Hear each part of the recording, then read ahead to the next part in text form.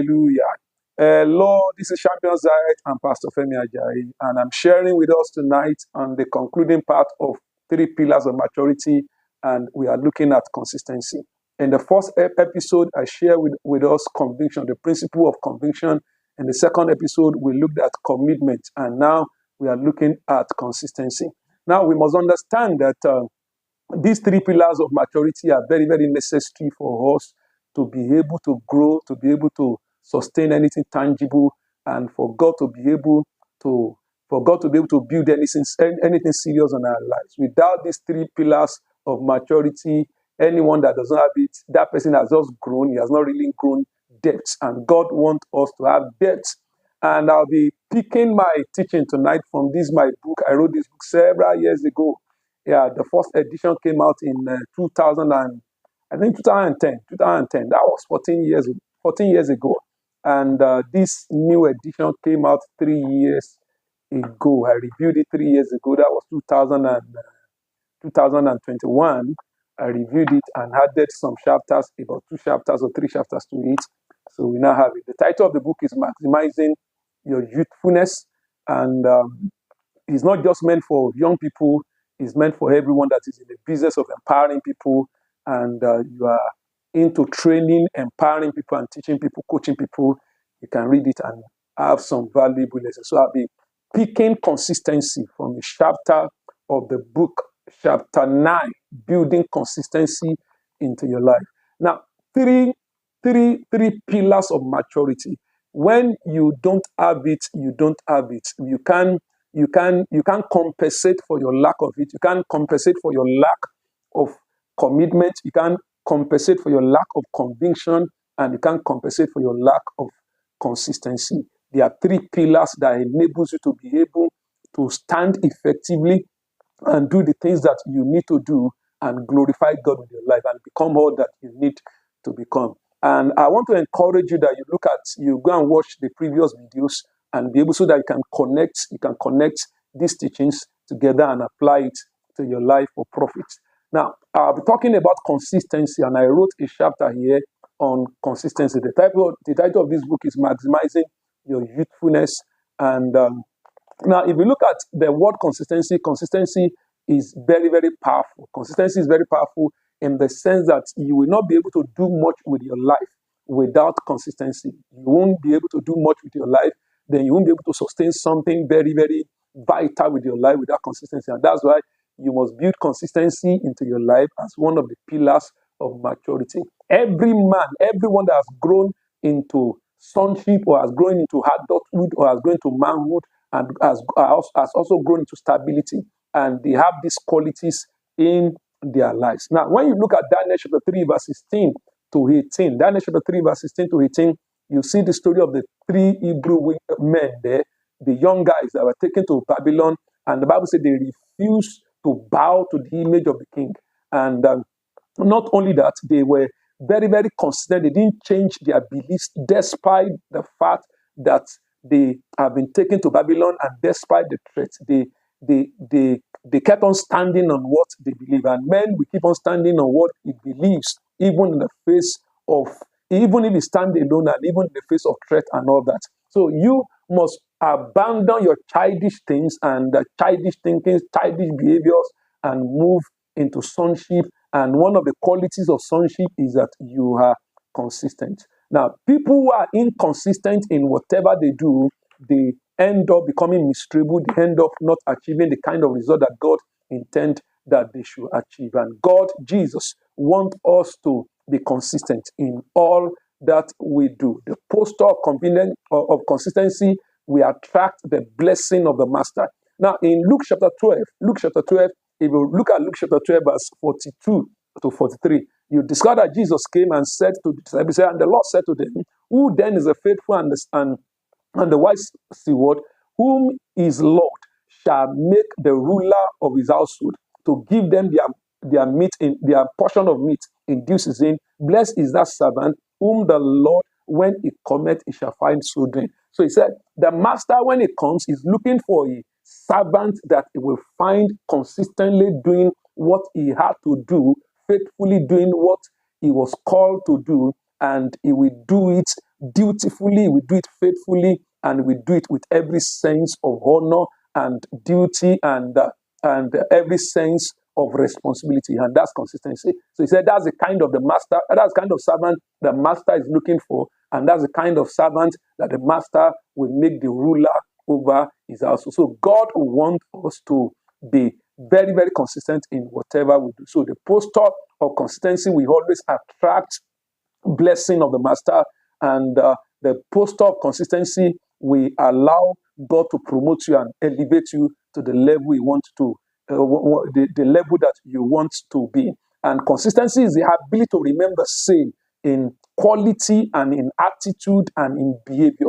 Now, God wants us to remain when we get the true image of God, and when we align ourselves to who He wants us to be. He wants us to remain with that kind of quality without changing, even when we grow to something better, not to something worse. There are people that have grown, but what they have grown into something worse. Their youthful life or their earlier life is better than than what they have now. Why? Because they have grown into something worse. So consistency means that you are growing better, you are maintaining the quality, you are maintaining your attitude, you are maintaining your behavior while changing better. And that's consistency. So consistency means that you pursue and sustain what is good, the qualities are good, and you sustain it, and you take it on and you sustain it like that for a very long time. And that's consistency. The number two, consistency is the ability to sustain effort for a very long time.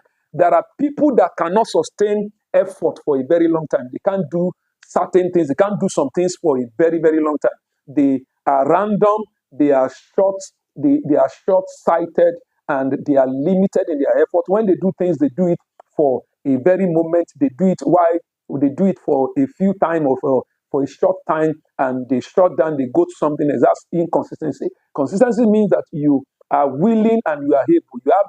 You have the strength, the inner strength and capacity to do something and do it for a very, very long time. And that's consistent. And this is where a lot of people fail. A lot of people fail. Why? Because they are very, very inconsistent. They settle for less because they are inconsistent, because they can't do it for a long time. Whether you are in business or you are in marriage or you are into training or whatever, you are into ministry, if you are not consistent, you won't be able to do it for a very long time. For instance, look at the Father and the Lord, the General Overseer of the Redemption of God, Pastor E. Adeboye. He has been the General Overseer for well over 40 years. And there are programs he has organized, he has sustained for those 40 years, and that's consistency. So the result you see around him today, and many people are criticizing me, they are not results of yesterday, they are results that have been sustained for well over 40 years. They are result of cumulative effort. So you must be able, if you are going to be consistent, you must be able to sustain your effort for a very long time. There are people that start business and they close under 5 years. They start ministry, they shut it down under 2 years. They start an event, they shut it under 1 year. That's inconsistency. When you do like that, when you behave like that, there's no way you'll be able to achieve the kind of result that God wants you to achieve. Paul was telling Timothy in 2 Timothy chapter 4, verse 2. He said, be instant. He said, preach the word.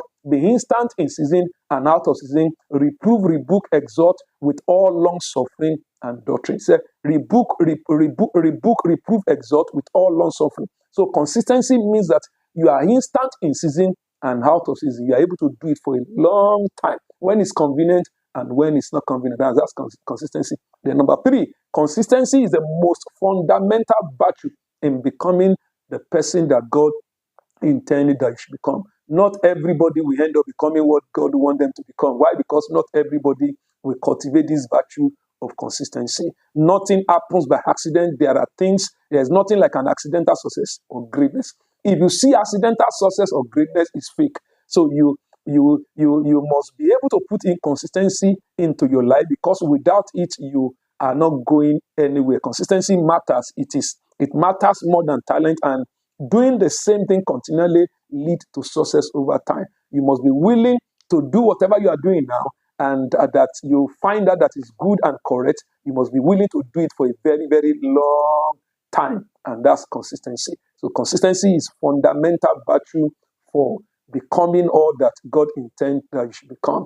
Number four, Consistency develops routine and builds momentum. There's no way you're going to gain momentum. Momentum talks about speed. You are going to gain momentum, and you are going to develop expertise without consistency. Gaining momentum is vital to progress. Gaining momentum is very vital to progress. And you form habits that become second nature when you become consistent. When you become consistent, it's great and spontaneous, but it's better to be consistent. It is great to be spontaneous, to do things at random and just do things as they come. But it's better to be consistent. Why? Because doing something positive repeatedly gives you edge. Small discipline repeated consistently every day leads to outstanding success. So that's why you have to be consistent. So consistency develops routine and gives you and builds momentum in your life. Very, very powerful. Then number 5, consistency creates effectiveness. There's no way you can be effective without consistency. You cannot do anything well if you have not done it repeatedly and done it consistently. So if you are going to do anything well, you must learn to do it repeatedly. You must learn to do it consistently. And that's the power of consistency. Then number 6 is that consistency will give you edge over talented people. There are so many talented people that are miserable, so many talented people that are failures. Why? Because they are not consistent in engaging their talents. And if you are going to shine with your talent, you must be consistent. Some people are talented, but they are not consistent, and they are not committed to their talent. So you rise above them when you are consistent. Consistent people are rare. Talented people are common. People pick up things randomly.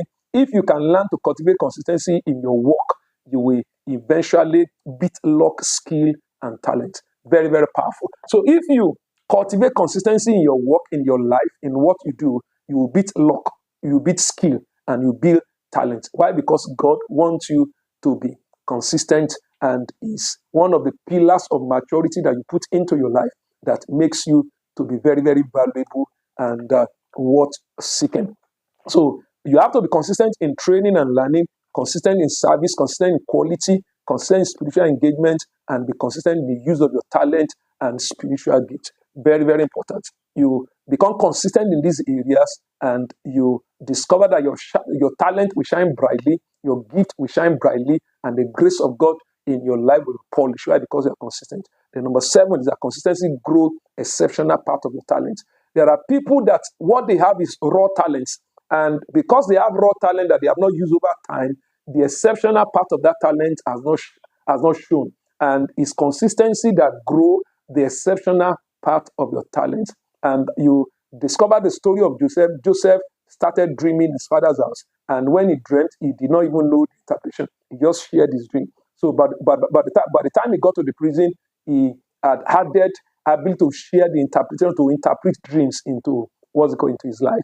And by the time he got to the palace, you see another dimension there. He was not just dreaming, he was not just interpreting dream. Now he can provide solution and give strategic plan to execute the dreams and the visions that God has given to him. And that's consistency. So consistency brings to consistency bring to pass or bring to bear the exceptional aspect of your gift. The reason why we are not shining the way God wants us to shine is because at times we are not consistent in the use of our talent and our gifts and our calling and the things that God has given to us. So if you don't want to end as liability, then you must be consistent. Inconsistency will limit your potential and shut the door against you, against the possibility that exists in your future. Consistency makes you better, it makes you incredible, and it makes you a world class. Consistency, don't forget this morning, consistency makes you better, consistency makes you incredible, and make you and turn you to a world class. Why? Because you have done it over and over and over and over and over again. So behind you, you have years of practicing and years of experience that can support you. And that's what you see in the life of David. David did not just arise in one day and kill Goliath. No, David, first of all, was following the father's sheep. Then he fought with lion. He fought with bear. He fought with some rustlers and all that. And then he came to the field with a talent that has been polished and fought with Goliath and one, and that's consistency. So consistency will grow the exceptional part of your talent. And finally, is that consistency spell dependability, and longevity. So there's no way you can stay long without consistency. There's no way you can stand the test of time without consistency. There is no way people can become dependable on you. You can become dependable and people can depend on you without consistency. It provides you with track record. There are people who don't have track record of anything they have done in the last 5 years. So you must build in consistency into your life as one of the pillars of maturity. And you must constantly build capacity and accuracy and track record. It gives you capacity, it gives you accuracy, it gives you track record. So if you are going to grow consistency, there are 4 things you have to take care of. They are enemies of consistency, and they will not allow you to develop consistency. And number 1 is loss of interest. There are people that cannot do anything for a very long time. They can't do anything for a very long time.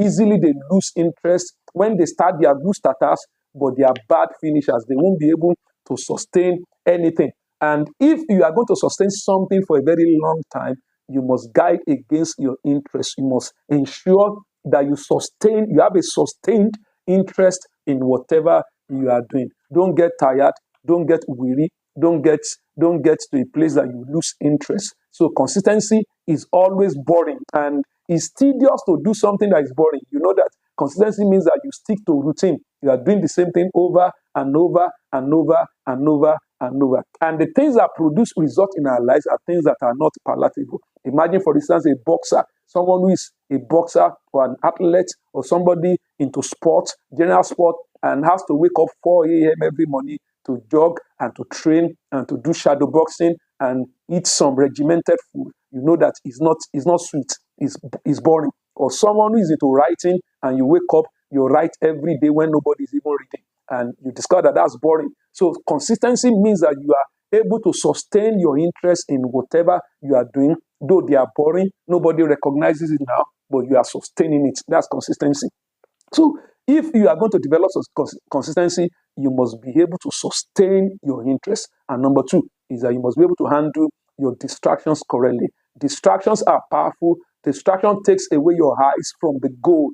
And one of the things distraction will do for you is that it will destroy your ability to stay consistent in anything. And you must be able to handle that. And number 3 is that you must be able to handle discouragement. And number 4 is that you must guide against arrival mentality.